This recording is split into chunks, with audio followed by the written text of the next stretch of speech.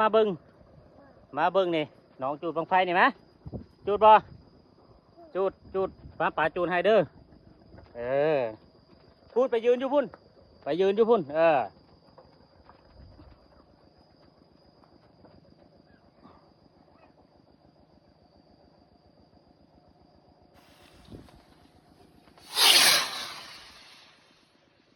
ว้าว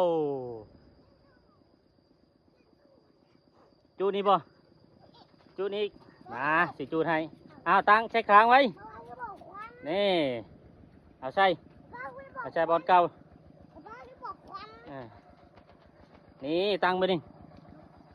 ตั้งไว้ดิ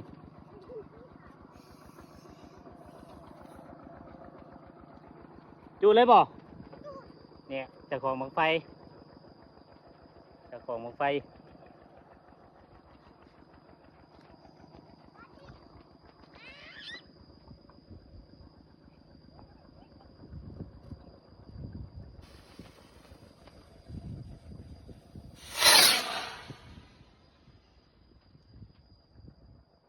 ขึ้นสูง